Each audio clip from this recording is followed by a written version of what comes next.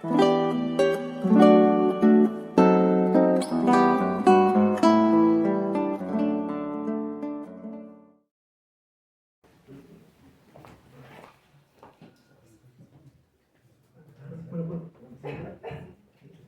días a todos. Gracias a Dios que nos permite estar alabando su nombre, dándole gloria y honra, y pues en esta mañana estar atentos a la predicación de su palabra.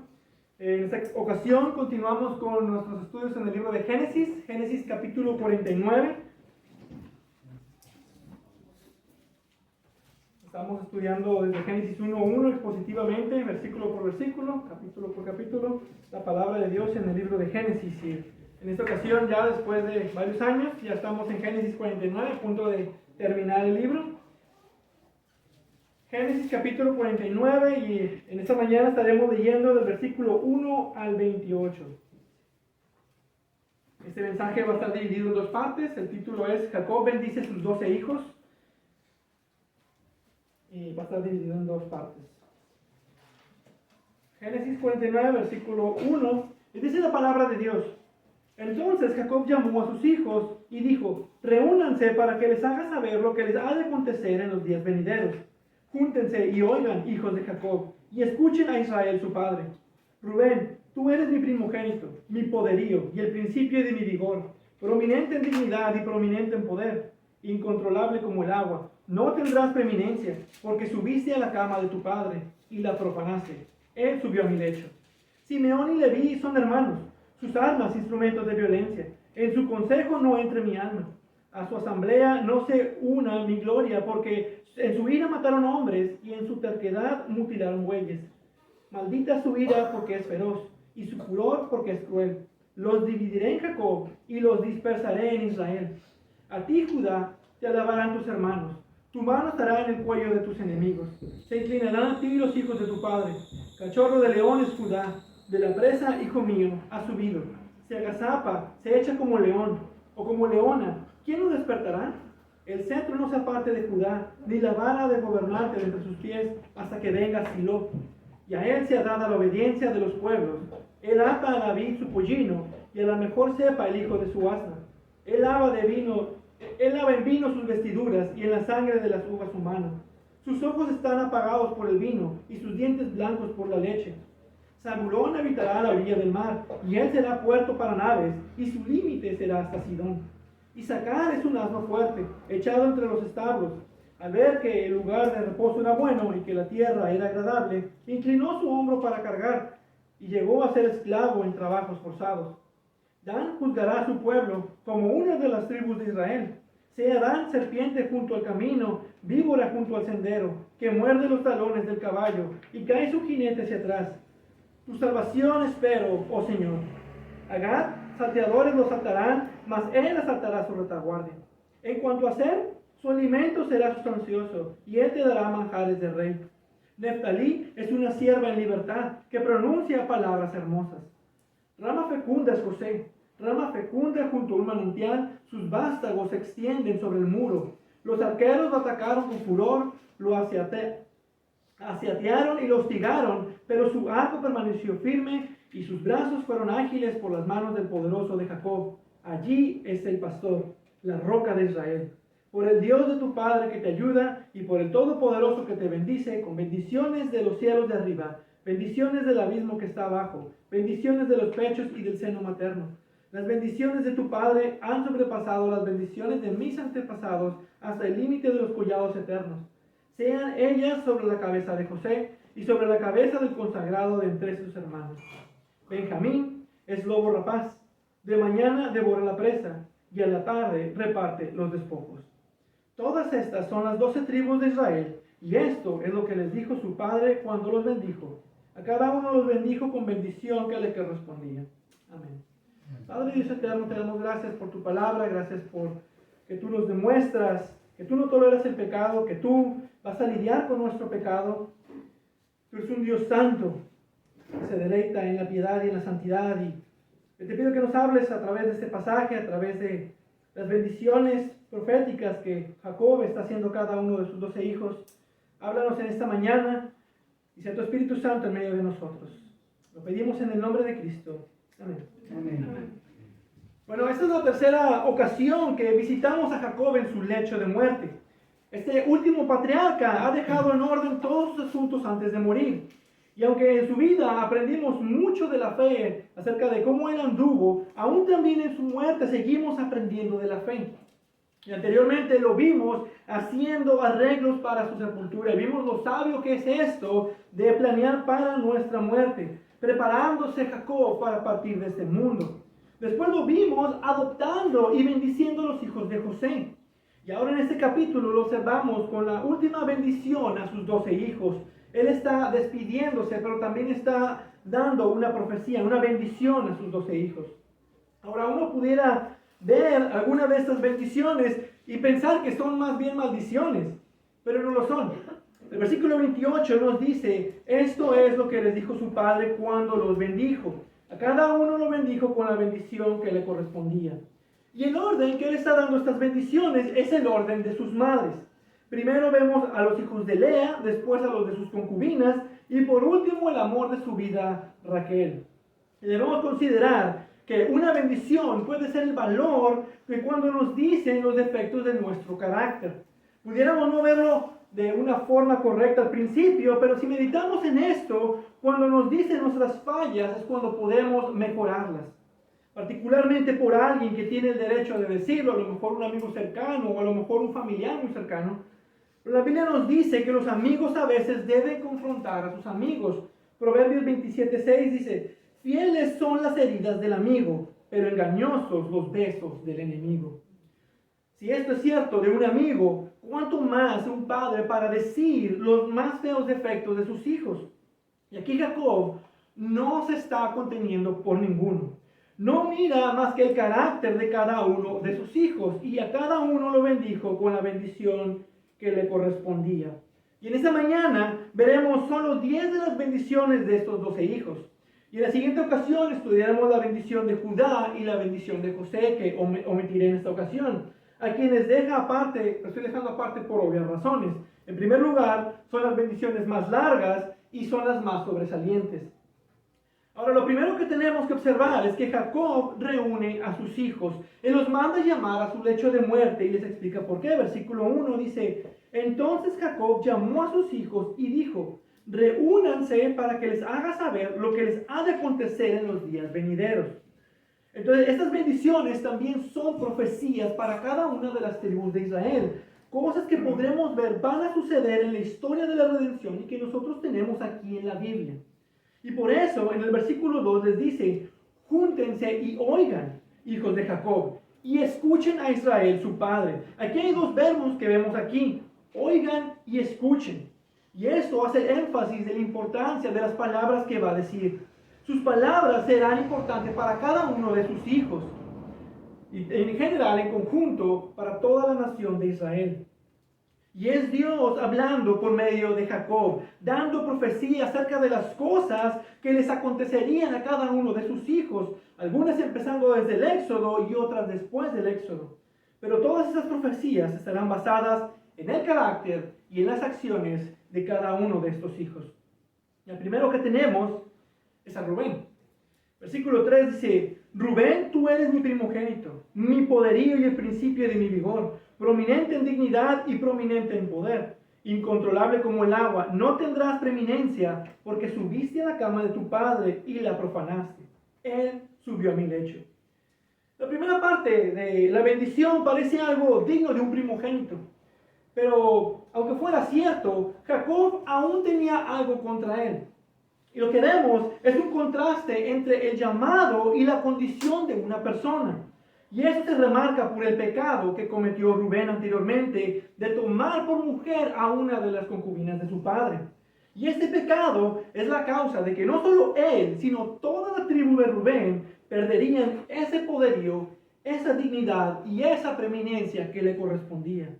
De hecho, podemos notar en las Escrituras que la tribu de Rubén solo es mencionada muy pocas veces en la tribu de Israel. Incluso podemos notar también que esta tribu no proporcionó ni un solo juez, ni un profeta, ni un jefe militar, ni ninguna otra persona importante que pudiéramos recordar en la historia de las Escrituras. Rubén aprendemos lo que la violencia del pecado le hará a las relaciones, cuando no hay arrepentimiento y cuando no hay perdón. Nunca vemos que Jacob confrontó esto. Él se enteró de este pecado de Rubén, pero jamás le dijo nada. Ni que Rubén se disculpara con su padre. Y eso puede dañar relaciones. No hay confesión, no hay arrepentimiento y tampoco hay perdón. Y no solo perdió su derecho de primogenitura, sino que también afectó a toda su descendencia. Ahora parece que Jacob está dando la razón a sus hermanos de por qué es esto. Le está quitando toda la prominencia, le está quitando su derecho de primogenitura. Al final del versículo 4 podemos notar un cambio en la tercera persona. De la segunda persona a la tercera persona, él dice, él subió a mi lecho en contraste y la profanaste. Hay un hablar directo a Rubén y después hay un hablar en tercera persona. Entonces este cambio de persona, y muchos dicen que Jacob al decir esto, él se volteó al resto de sus hijos, con los demás hermanos de Rubén, para hacerles el énfasis de este pecado. Ese pecado no quedó oculto. Ese cambio notable de expresión denota que lo está diciendo a los demás hermanos para que sepan cuál fue el pecado de Rubén y que entiendan por qué Jacob le está quitando la primogenitura. Y además demuestra lo desagradable que estuvo por este pecado sexual de su poderío y el principio de su vigor, esto es Rubén.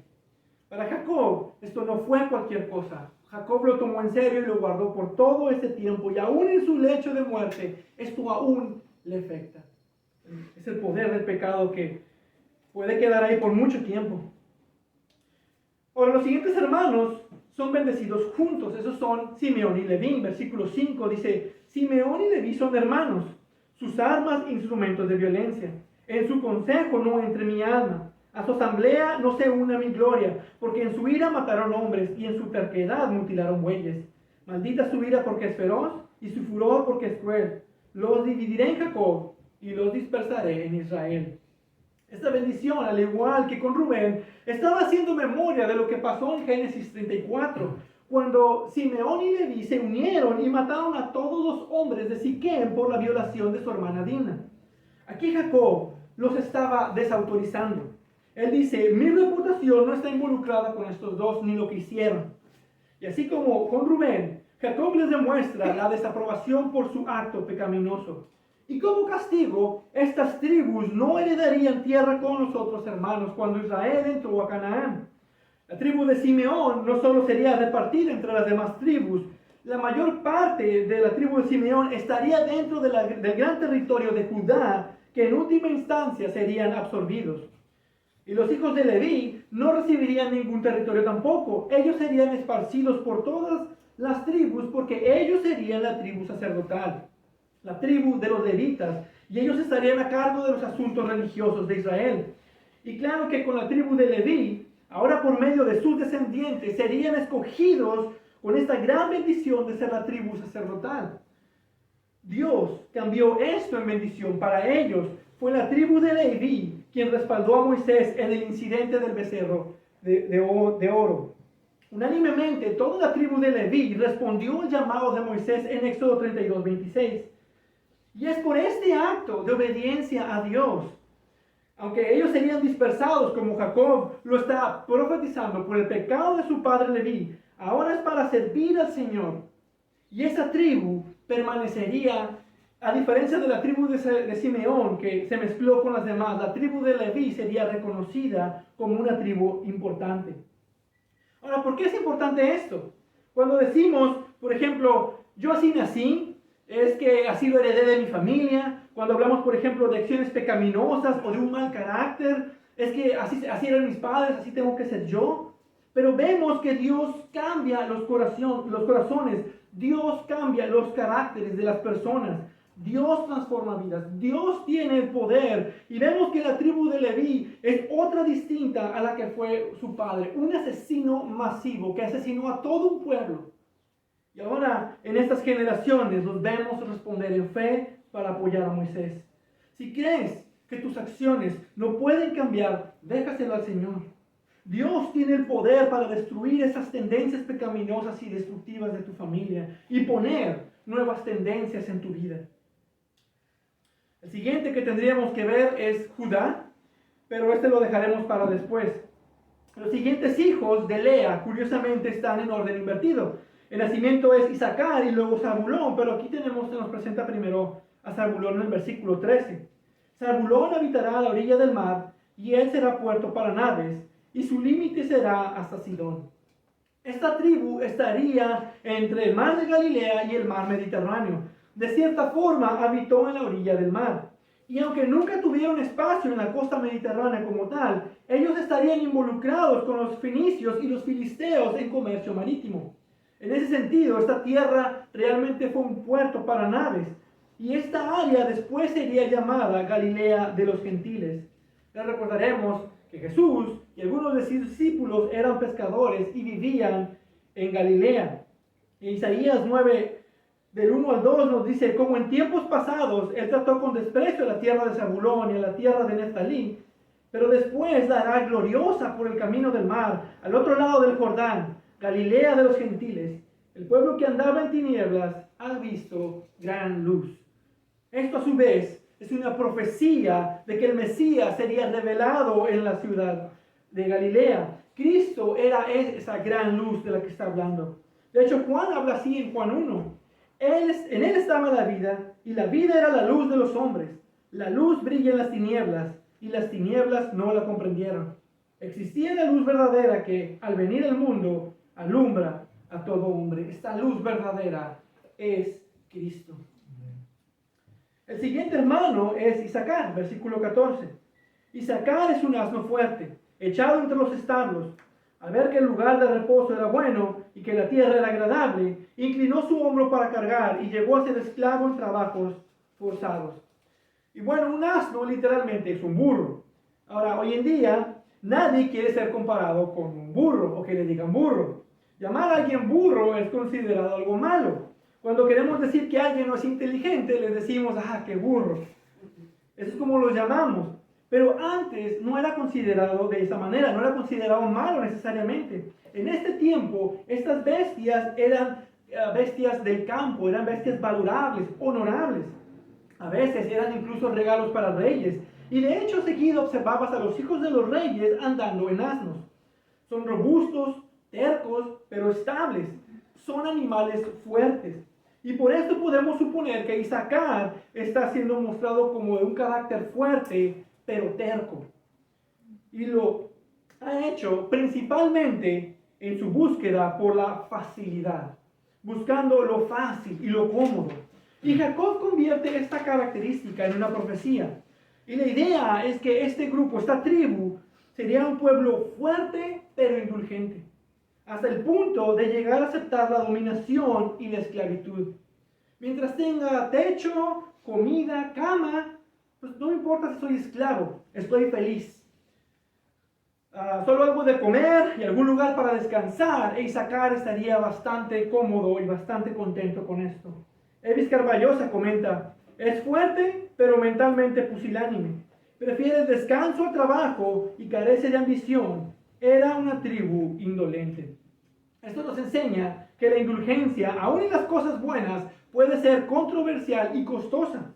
Ian Duguid hace esta pregunta: ¿alguna vez se preguntaron si esta prosperidad terrenal valió la pena que pagaron? Vendieron sus almas como muchos otros, no por todo el mundo, sino más bien por un prospecto de una vida cómoda y fácil. A veces parece mejor o mucho más fácil, haga la redundancia, tomar el camino fácil, pero mayormente esto tiene muchas consecuencias, y esto lo aprendió Isaacar. Ahora ya consideramos a los 6 hijos de Lea. Después Jacob se voltea a los hijos de sus concubinas y comienza con Dan, versículo 16. Dan juzgará a su pueblo como una de las tribus de Israel. Sea Dan serpiente junto al camino, víbora junto al sendero, que muerde los talones del caballo y cae su jinete hacia atrás. Ahora, la tierra futura de Dan sería al oeste, justo enfrente de los filisteos. Y vemos que Dan será una tribu que resaltará. Dice: Dan juzgará a su pueblo. Y pudiéramos pensar que compararlo con una serpiente es algo malo. Normalmente lo es. Pero hay ocasiones que ser como una serpiente es algo bueno. De hecho, es interesante que en Apocalipsis 7, cuando se nombran las tribus de Israel, Dan es reemplazado por Manasés. Dan no es mencionado en Apocalipsis. Y por esta razón muchos consideran que ese texto es como algo malo, es una profecía, incluso hasta llegar a la conclusión de que algunas personas que fueron las que promovieron la muerte de Cristo eran de la tribu de Dan. Pero no tenemos ese dato en las Escrituras y no podemos llegar a tal conjetura. Pero no necesariamente hacer la mención de la serpiente es malo. Tenemos Mateo capítulo 10, versículo 16. Nuestro mismo Señor Jesucristo dice: sean astutos como las serpientes e inocentes como palomas. Entonces aquí es también algo similar. De hecho, es el mismo significado. Que ellos serían una tribu astuta, una tribu táctica. Ellos van a ser un pueblo muy pequeño de gente, pero siempre andaban en guerra de guerrillas. Ahora, uno de los mejores ejemplos de esta tribu, que fue un danita ejemplar que sobresalta, fue Sansón. Este fue un guerrero fuerte que mató a muchos filisteos, pero mayormente lo hacía atacando por atrás. Pero algo más preciado para Dan fue esta declaración: juzgará a su pueblo como una de las tribus de Israel. Muchos lo considerarían como un bastardo, un hijo de una concubina, alguien menor, o a lo mejor también por su carácter, era alguien que no sobresalía de entre sus hermanos. Pero Israel, su padre, le dice: tú eres mi hijo, al igual que todos, y estarás a la altura de tus hermanos. Qué bendición es tener la garantía de que perteneces en un lugar, como cuando somos sellados con el Espíritu Santo. El apóstol Pablo en Efesios 1, versículos del 13 al 14, dice: en él también ustedes, después de escuchar el mensaje de la verdad, el evangelio de su salvación, y habiendo creído, fueron sellados con el Espíritu Santo de la promesa, que nos es dado como garantía de nuestra herencia, con miras a la redención de la posesión adquirida de Dios para la alabanza de su gloria. Hay una garantía en nosotros, en Cristo, por su Espíritu Santo. Hay una garantía de que pertenecemos al pueblo de Dios. Y ser recordados de esto es una bendición. Tú eres un hijo de Dios si has creído en Jesucristo. Y esto es certero. Ahora bien, el siguiente en ver es Gad. Versículo 19. A Gad salteadores lo asaltarán, mas él asaltará su retaguardia. Los descendientes de Gad vivirían al otro extremo de Israel, hacia el este, junto con los rubenitas y los gaditas, y con media tribu de Manasés. Junto antes de cruzar el río Jordán, ellos miraron a su alrededor y les gustó una buena tierra para tomarla como posesión. Número 32 nos narra esto: y ellos, viendo que la tierra era buena, que cruzando el río habría guerras y tendrían que pelear, no tenían mucho sentido, y le dicen a Moisés: no nos hagas pasar el Jordán, ya denos esta tierra que está aquí y ahí mueren. Y Moisés les da la tierra, pero con la condición de que vayan a la guerra también. No sería justo que tomaran ellos posesión de la tierra y que sus hermanos tuvieran que ir a pelear. Les dice: ustedes también van a salir a pelear, pero pueden quedarse con esta tierra. Pero había un problema con esa tierra que ellos no habían contemplado. Al estar del otro lado del río, ellos estaban expuestos a enemigos de alrededor. Eran vulnerables a las invasiones de las tribus del desierto. De hecho, son los primeros en ser conquistados. A Gad salteadores lo asaltarán, mas él asaltará su retaguardia. Esta tierra de Galaad estaría llena de peligros, pero ellos siempre pelearían de vuelta. Así como nuestros compromisos con el mundo nos traen peligros en cuanto a posición espiritual y a pecado. Y esto nos enseña a ser cuidadosos con los compromisos que hacemos con el mundo. El comprometerse a lo mejor con la familia o con los asuntos del mundo, antes que comprometernos con Dios, puede traer consecuencias. Te puedes exponer al pecado o incluso tener oposición espiritual. Y no debemos dejar que nuestros compromisos con el mundo sean nuestras ataduras, como si tuvieran más valor que comprometernos con el llamado de nuestro Señor. Y eso es lo que vemos con Gad. Primero, atiende las cosas de Dios. Pon al Señor delante de todos tus caminos y Él enderezará tus veredas y te concederá las peticiones de tu corazón. Ellos tendrían la tierra que querían, pero primero era necesario ir con sus hermanos a conquistar la tierra de Canaán. A Gad salteadores lo asaltarán, mas él asaltará su retaguardia. En otras palabras, primero van a perder, pero después ganarán mejor. Y eso es prácticamente la vida constante de un cristiano. A A veces tenemos que perder primero para tener una mejor victoria en Cristo. Los siguientes hijos en ser considerados son Aser y Neftalí. Estos dos hermanos compartirían tierra en el oeste de Canaán, justo arriba de Zabulón, y ellos disfrutarían de una gran prosperidad. Versículo 20 dice, en cuanto a Aser, su alimento será sustancioso, y él dará manjares de rey. Aser estaba en la costa noroeste, en un área fructífera, en la tierra prometida, en la frontera con Tiro y Sidón. Y a pesar de tener una tierra con mucho alimento, y probablemente eran quienes tenían más comida que otras tribus y proveían para el rey de esa manera, no supieron aprovechar la fertilidad de la tierra. Después, esta tribu llegó a ser insignificante por su indolencia y su amor a la vida fácil. Pero también podemos pensar en uno de los descendientes de Aser, y esa sería la profetisa Ana. Ellos la recordarán, la vemos en Lucas capítulo 2, que nos dice que ella nunca se alejaba del templo, sirviendo noche y día con ayunos y oraciones. Llegando ella, en ese preciso momento, daba gracias a Dios y hablaba del niño, es decir, Jesús, a todos los que esperaban la redención de Jerusalén. Ahora con Neftalí, versículo 21 nos dice, Neftalí es una sierva en libertad que pronuncia palabras hermosas. Y también con Neftalí, su tierra sería próspera. Ellos estaban a un ladito de Aser. Neftalí estuvo asentado al este de Galilea, que era una tierra ya bastante fructífera. Esta tribu se caracteriza más por su capacidad para pelear en batalla. En Jueces 4, versículos 10 al 16, el ejército de Barak, con el cual conquistan, era principalmente de la tribu de Zabulón y de la tribu de Neftalí. Estos eran buenos guerreros. Ahora la parte que dice, pronuncia palabras hermosas, se refiere que la tierra de Neftalí es de donde sale el evangelio. Ahí el Señor Jesucristo predicó el mensaje del reino. Y definitivamente, si hablamos de palabras hermosas, no hay mejor descripción para esto que el Evangelio de Cristo. Porque son palabras de vida. Es el pan para nuestra alma y el agua que refresca el espíritu. Las palabras más hermosas que un hombre puede escuchar, que un ser humano puede escuchar, es el Evangelio de la gracia de Jesucristo. Dios demuestra su amor para con nosotros en que siendo aún pecadores, Cristo murió por nosotros.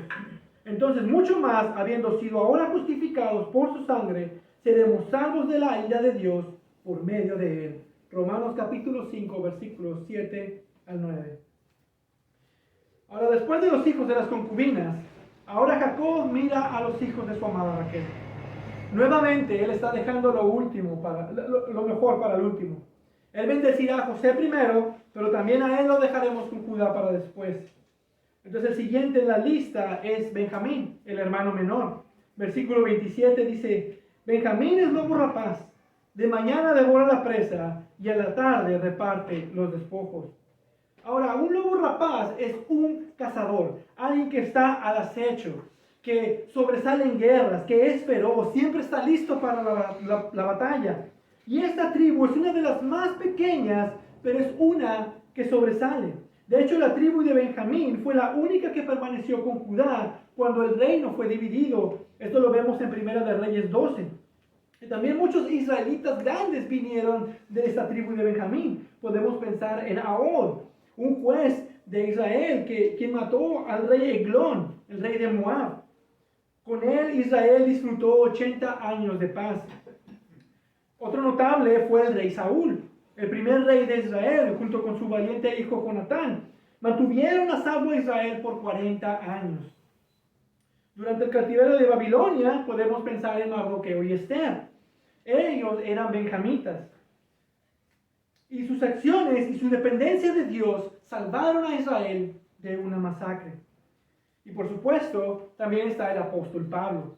En Filipenses 3, cuando está dando su currículum religioso, él dice que él es linaje de Israel, de la tribu de Benjamín, hebreos de hebreos. Y por su celo ferviente y su valentía, como lobo rapaz por el evangelio, él esparció el mensaje de Jesús por todas partes en el antiguo mundo romano. Y este es el último hijo de Jacob. Esa es la última bendición que tenemos aquí. Y sin contar a Judá y a José, me cruzaron los nombres, a Judá y a José, Estas son las 10 profecías para sus 10 hijos.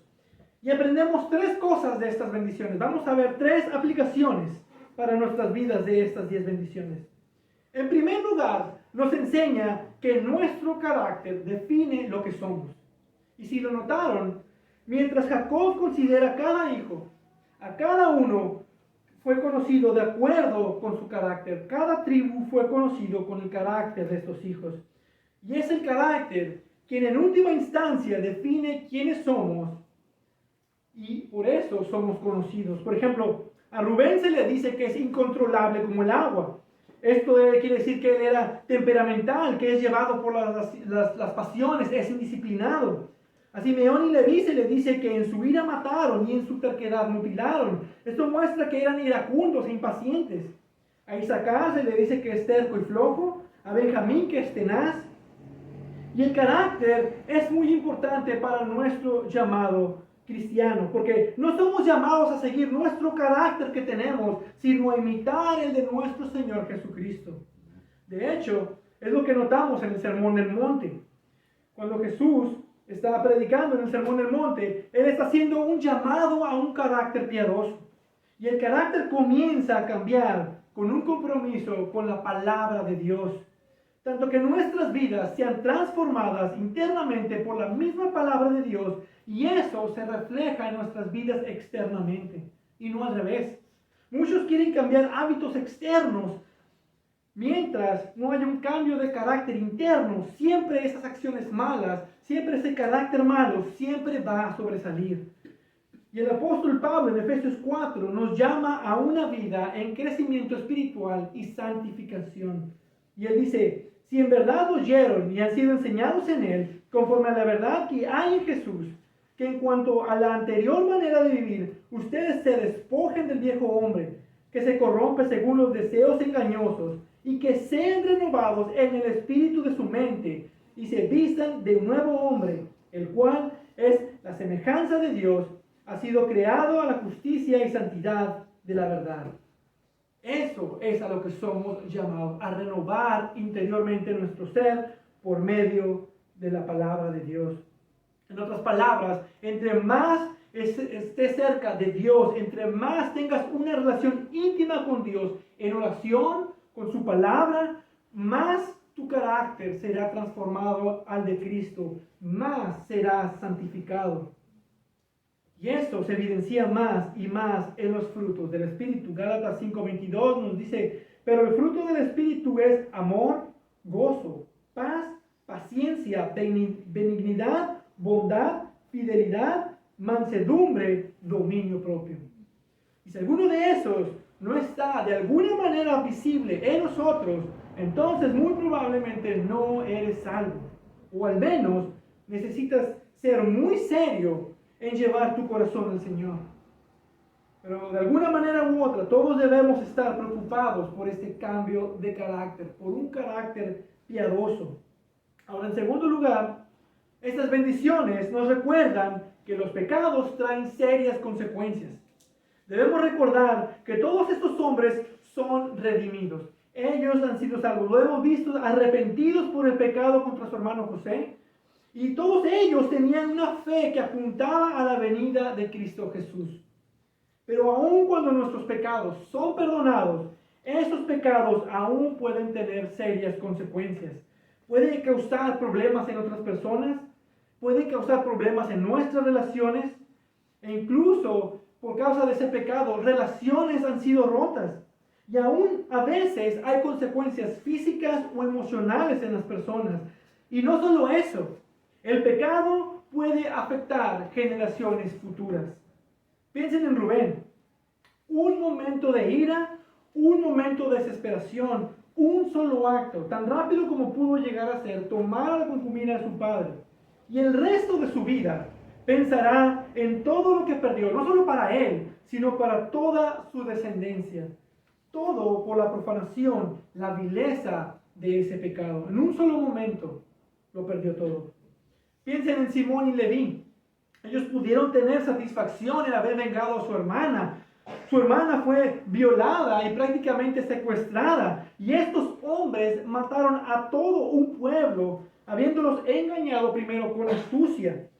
Se sienten los vengadores de su hermana. Nada los podía detener. Eran hombres poderosos porque mataron a todo un pueblo y se sentían, vengué a mi hermana. Tenían un sentido de satisfacción. Pero ahora que están en el hecho de muerte de su padre y escucharon estas palabras, no debieron sentirse nada satisfechos por sus acciones. Y palabras duras de un padre que también les está dando una muy buena lección. Prácticamente les está diciendo, yo no tenga nada que ver con ustedes y con sus acciones. Ustedes tomaron esa decisión, yo no me involucraré con ustedes. Una terrible consecuencia de su pecado. Y debemos entender que las consecuencias del pecado son especialmente amargas cuando no hay arrepentimiento ni perdón. Hay una amargura en nuestro corazón. Y por eso la amargura del corazón ahí va a quedar hasta que no haya un arrepentimiento, una confesión y un perdón. Déjenme recordarles que las Escrituras nos muestran que la diferencia entre creyentes y no creyentes no es que ellos pequen y nosotros no. Los cristianos también pecan. Nos dice primera de Juan que nosotros también pecamos. Y si decimos que no tenemos pecados, hacemos a Dios mentiroso. Claro que tenemos al Espíritu Santo, tenemos las promesas de Dios al cual aferrarnos. Nosotros deberíamos pecar menos. Pero somos pecadores perdonados por gracia. Vamos progresando en nuestro caminar al igual como lo vemos en la vida de Jacob. Vamos creciendo en la fe. Pero la diferencia no es esa. La diferencia es que nosotros tenemos el remedio para el pecado. Nosotros tenemos la gracia de Dios y el amor de Dios derramado en nuestros corazones para perdonar. Algo que el mundo no puede. El mundo no puede perdonar. El mundo se aferra al dolor. Pero nosotros tenemos en Cristo. Ellos no tienen eso. En Cristo nosotros tenemos la habilidad para lidiar no solo con nuestro pecado, sino con el pecado de otros. Podemos lidiar con nuestro vergonzoso pasado también. Podemos lidiar con las relaciones rotas y con nuestro orgullo para restaurar las relaciones que se han roto. ¡Qué gran bendición! Y toda la diferencia está en Cristo. Él es el que hace la diferencia. El pecado tiene severas consecuencias. Muchas se sienten durante toda nuestra vida. Pero alabado sea el Señor, como cristianos tenemos el remedio. Él es nuestro abogado, Él es nuestro juez y en Él somos perdonados y tenemos el amor y el poder para perdonar a otros. Una tercera lección de esto es que nuestras vidas dejan un legado. Sobre todo en la vida de quienes nos siguen a nosotros. Y esto lo vemos en todas las profecías. El carácter de cada hijo es reflejado aún en las futuras generaciones. O incluso el pecado afectó a las tribus que aún no habían nacido. Y podemos pensar que ciertas acciones no afectarán a nuestra descendencia y al mismo tiempo estar totalmente equivocados. Piensen, por ejemplo, en las herencias. Cómo los padres desean proveer para sus hijos, para su futuro, todo su trabajo, lo quieren dejar. Y en lugar de pensar en ello como una bendición, como un último regalo de nuestros padres, pensamos en ello como una obligación, como un derecho que me pertenece. Y lo que ocasiona por orgullo y por amor al dinero son problemas que los padres jamás intencionaron haber dejado para sus hijos. Eso en el aspecto negativo. Nuestras acciones pueden ser para mal, aun cuando las tenemos intencionadas para bien. Y este aspecto negativo lo vemos en los primeros 3 hijos, los 3 hijos mayores de Jacob. Pero este lado es el negativo. Ahora también podemos ver el lado positivo.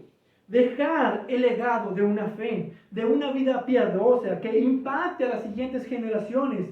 Que mis hijos vean en mí una fe y que ellos hablen a sus hijos de esa fe por lo que ellos ven en mi vida, en Cristo. Que mis nietos hablen de sus hijos a Cristo, aun si yo no estoy ahí. Pero que ellos vean en mí y de que ellos lo platiquen a sus hijos y sus hijos a los hijos de sus hijos. Eso es un impacto para la eternidad. ¿Y qué impacto pueden tener pequeñas acciones para influenciar a otros, para futuras generaciones, a mirar, a poner nuestra vista y nuestra confianza en Cristo? Podemos dejar un legado a las siguientes generaciones para que ellos se beneficien de eso. Y eso lo vemos en algunos de los hijos de Jacob también. Está Benjamín, por ejemplo. Después las acciones de los levitas en el Éxodo impactarían a futuras generaciones. Y sobre todo el arrepentimiento de Judá que observamos cuando Judá se arrepiente y él dice, ella es más justa que yo con su nuera Tamar. La fidelidad de José en medio de la esclavitud, en medio de estar como un siervo. Vemos la fidelidad de José. Y todos ellos dejaron un gran legado para sus tribus. Podemos dejar un legado positivo. Y eso es uno de los grandes beneficios de ser cristiano. Podemos dejar un nuevo legado. Muchos de nosotros venimos con trasfondos distintos, unos más feos que otros, más difíciles que otros, a lo mejor trasfondos de alcoholismo, de abuso o muchos otros trasfondos. Pero ahora, por la gracia de Cristo, ahora tú puedes ponerle fin a ese legado destructivo de tu familia. Voy a caminar con el Señor, voy a vivir una vida piadosa y voy a mostrarles a mis hijos eso. Y que sean imitadores de mí como yo soy imitador de Cristo. James Boyce escribe, si vives para Cristo y eres piadoso, tus hijos se beneficiarán. Por el contrario, si vives para ti mismo y eres impío, tus hijos y probablemente otras personas pagarán las consecuencias. No puedes escapar de esta ley. El pecado no es privado. El pecado es de largo alcance. Y eso es lo que aprendemos con esto. El pecado tiene severas consecuencias, incluso puede afectar a futuras generaciones. Y debemos tener en mente y cuidado con qué legado dejamos a otros. Y bien, déjenme concluir con una expresión que Jacob clama aquí. En medio de estar bendiciendo a sus hijos, vemos cómo el pecado ha afectado a su familia. Lo hemos visto a través de varios capítulos, a través de la vida de Jacob, principalmente por su pecado. Aquí el último patriarca, el último de su tiempo, él se está despidiendo, pensando en el pecado de sus hijos, pero también él está pensando en su propio pecado. Y en el versículo 18, que parece no encajar con la bendición de Dan, sino que más bien Jacob está expresando un profundo deseo, aparte de la bendición de Dan, al estar viendo cada uno de los pecados de sus hijos, al estar viendo lo que está profetizando, él dice en el versículo 18, tu salvación espero, oh Señor. ¡Qué exclamación! Tu salvación espero, oh Señor. Algo le trajo a la memoria la preciosa salvación de Dios, y ese es su deseo. Señor, yo soy pecador, mi familia ha pecado, pero esperamos en tu salvación. ¿Y qué pudo ser lo que le trajo esto a recuerdo? Él está hablando la bendición de Dan. Y él está diciendo esto, mirando a esa bendición de Dan de la serpiente. Dice, la serpiente que muerde los talones. Y muy probablemente Jacob recordó esa promesa tan preciosa que tenemos en Génesis 3:15. Cuando Dios te dice a la serpiente, Él te herirá en la cabeza y tú lo herirás en el talón. Jacob recordó la primera promesa del Evangelio, del Mesías, el protoevangelio, que fue sustento para la fe de los patriarcas, que de uno de ellos vendría el Mesías esperado. Esa es la bendición que necesitamos, dice Jacob, que tú, Señor, cumplas tus promesas y que tú envíes a nuestro Salvador. Eso es lo que está diciendo Jacob. Y nuevamente, Génesis es el libro de las primeras cosas. Y no es de sorprendernos que ya aquí en el capítulo 49 vemos algo nuevo. Esta es la primera vez que se usa la palabra salvación en la Biblia. Y este es el mensaje principal. Esto es lo que hace que todas estas bendiciones tengan sentido y que tengan esperanza para cada una de estas bendiciones. Y la esperanza de la promesa de Dios de enviar a un Salvador, el Mesías prometido, a morir en nuestro lugar y salvar a su pueblo de sus pecados. De hecho, la palabra para salvación que se usa en el Antiguo Testamento y que se usa precisamente en este pasaje es la palabra hebrea Yeshua. Y ese es el nombre de nuestro Señor y Salvador, Jesús. Yeshua es Jesús. Jesús significa salvación. Y dará a luz un hijo y le pondrás por nombre Jesús, porque él salvará a su pueblo de sus pecados. Mateo capítulo 1, versículo 21. Y vemos que Jacob está haciendo esta expresión, como Salmos 13:5 lo pone, pero yo en tu misericordia he confiado. mi corazón se regocijará en tu salvación. Esto es en Cristo. Eso es lo que Jacob está expresando con esta expresión. Pero hay un versículo que también pone de manifiesto la gracia de Dios para esta familia. A pesar de todo el pecado de esta familia, a pesar de todos los diferentes caracteres de estos hijos, a pesar de toda la enemistad que esta familia ha tenido cuando vendieron a José como esclavo, la desobediencia de sus hijos mayores, a pesar de toda la corrupción que hay en esta familia, dice el versículo 18, todas estas son las 12 tribus de Israel, y esto es lo que les dijo su padre cuando los bendijo. Algunos de ustedes perderán la herencia, sus bienes raíces en la tierra de Canaán, pero ninguno será desheredado de la salvación y de las promesas de Dios para su pueblo. Lo cantábamos hace un momento. Él me sostendrá, es una promesa. Él nos va a sostener y Él va a sostener a estos hombres también. Y esto nos dice que todos estos hombres fueron salvos. Estos 12 hombres, por más que los podemos ver en pecado, por más que cometieron actos atroces, el Señor los redimió. Y podemos ir al final de la Biblia, podemos ir a ver al final cómo va a terminar todo. En Apocalipsis 21, cuando se nos describe la futura ciudad celestial, versículo 12 dice, tenía un muro grande y alto, con 12 puertas, y en las puertas 12 ángeles, y en las puertas estaban escritos los nombres de las 12 tribus de los hijos de Israel. Estos son los 12 hijos pecadores de Jacob, pero que ahora han sido redimidos en Cristo. Todos ellos fueron salvos por su fe en las promesas de Dios. Y ahora en estos tiempos, por medio de la fe en Cristo Jesús, tú también puedes recibir el perdón de tus pecados y puedes tener la garantía de vida eterna. En Cristo eres salvo y en Cristo estás asegurado y Cristo es quien nos sostiene. Cristo dice, mis ovejas oyen mi voz, yo las conozco y me siguen. Yo les doy vida eterna y jamás perecerán, y nadie las arrebatará de mi mano. Juan 10, versículo 27 al 28. Clama a Cristo hoy. Clama a Jesús el Salvador, y por la gracia de Dios te hará parte de la familia de Dios. Y tú también serás contado como parte del pueblo de Dios. Serás llamado roca viva. Serás llamado hijo de Dios. Solo tienes que clamar como Jacob. Tu salvación espero, oh Señor. Y nosotros decimos amén. Amén. Padre Dios eterno, te damos gracias por tu palabra. Gracias por tu Hijo Jesucristo, a quien tú has enviado para morir por nosotros. Nosotros somos débiles pecadores, pero es solo por tu gracia que tú nos redimes, que tú nos transformas, que tú nos cambias. Si tenemos alguna esperanza, es solo en tu Hijo Jesucristo. Porque nada en nosotros hay para que podamos ser salvos. Nada de nosotros podemos dar. Nada en mis manos tengo. Solo a Cristo clamo, dice un himno.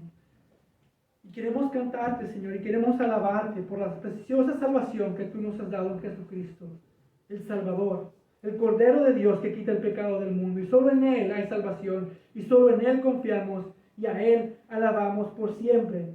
Y qué glorioso será un día poder estar delante de nuestro Señor y cantarle himnos y alabarle por lo que Él ha hecho en nosotros y por nosotros.